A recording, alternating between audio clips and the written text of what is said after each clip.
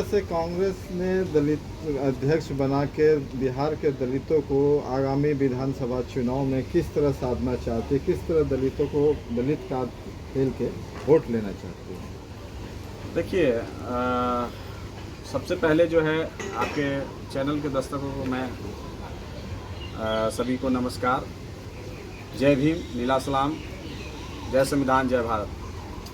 देखिए, हम लोग जो है संघर्षों के आदी लोग हैं और हम तमाम जो है पूरे बिहार में जो है अनुसूचित जाति जिसको कहते हैं संवैधानिक और दलित समाज कहते हैं, तो दलित कार्ड बहुत लोग खेलते हैं और दलित की बात करते हैं, लेकिन रियल में दलित की जो एजेंडा है उस पर बात नहीं करते। ठीक है, कांग्रेस के द्वारा जो है बिहार में जो है बनाई गई है दलित प्रदेश अध्यक्ष, तो अच्छी बात है। और राहुल जी का जो एजेंडा है कि जो एजेंडा था उस एजेंडे पर पूरे कितना खड़े होते हैं और कितना वो काम करते हैं, इसलिए कि हम उनके एजेंडे के साथ हैं और रहेंगे भी। अच्छा, ये चंदन जी, हाँ जी बोलिए। चंदन जी, ये बताया जाए कि चूंकि अभी जो है खास करके देखा गया है तो अति पिछड़ा और दलित पर ज़्यादा फोकस किया जा रहा है राहुल गांधी द्वारा। क्या लगता है कि कुछ इस बार जो है विधानसभा के चुनाव में अति पिछड़ा और दलित को क्या अच्छे भागीदारी मिल सकते हैं? घोषणा पत्र जारी हुआ है।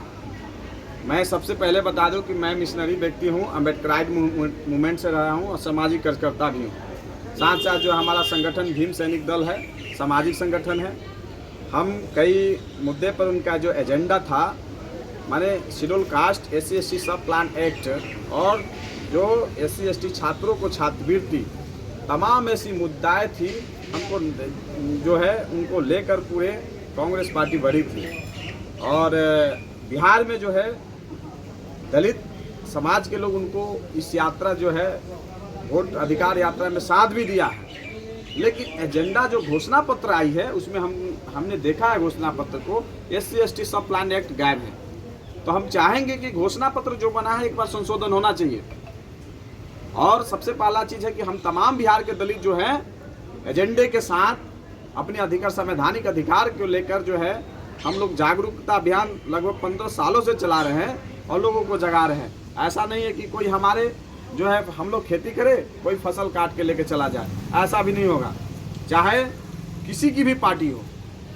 और रही बात की, हम नाराज नहीं हैं, लेकिन एजेंडा जो देखे हैं, घोषणा पत्र देखे हैं, उसमें कुछ ना कुछ कमियां है, उसको सुधारने की जरूरत है। जो मैनिफेस्टो कमेटी है उससे हम निवेदन करते हैं, आग्रह करते हैं और राहुल गांधी जी, आदरणीय राहुल गांधी जी से भी हम निवेदन करते हैं उस पर संशोधन होना चाहिए कि शेड्यूल कास्ट के जो कई मुद्दाएं हैं उसमें गौन कर दिया गया है।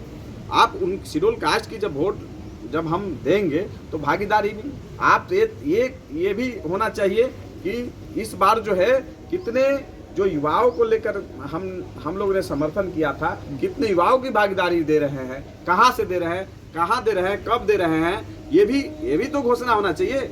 केवल जो है बिहार के दलित युवा जो है केवल एजेंडे के साथ होगा, एजेंडा भी गायब है हमारा। हम क्या लगता है कि इस बार भी जो है कि और भी जो भी तमाम पार्टियां हैं जिस तरह से लॉलीपॉप दिखाती है, कांग्रेस भी आप लोगों को भी लॉलीपॉप दिखा करके क्या हम लोग को लॉलीपॉप कोई नहीं दिखा सकता है। हम लोग जागरूक लोग हैं और समाज को जागाने का काम करते हैं। कोई भी हो, हम लोग जगाने वाले लोग हैं। तो ऐसा नहीं है कि हम लोग को लॉलीपॉप से ठग लेगा लोग। हम तो कह रहे हैं कितने युवाओं को भागीदारी सुनिश्चित कर ये तय करे, इस पर हम बहुत बड़ी एक जो है जल्द ही आपको हम प्रेस कॉन्फ्रेंस करेंगे। आज जो है इस कार्यक्रम में एक दलित सम्मेलन में आए हैं, इसमें हम देखा है। लेकिन अब देखिए, सबसे बड़ा चीज़ है कि हमको जिस तरह से गाइड किया गया, हम भी समर्थन किए, एजेंडा पर साथ दिए। मुद्दा हमारा जो मुद्दा था उस पर उनके साथ हमको अच्छा लगा, इसलिए हम साथ रहे और रहेंगे भी। लेकिन सबसे बड़ा चीज़ है जो कि घोषणा पत्र आई है उसमें SC/ST सब प्लान एक्ट खत्म हो गया, छात्रवृत्ति का मामला खत्म हो गया, हमारा फेलोशिप खत्म हो गया, हमारे शेड्यूल कास्ट के बच्चे को जो फेलोशिप मिलता था वो खत्म हो गया। तमाम ऐसी एजेंडा है जो उसमें नहीं है।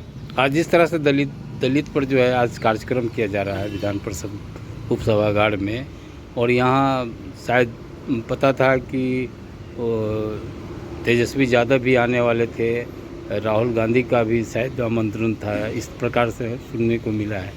क्या इन लोग इस सम्मेलन में नहीं आ सके?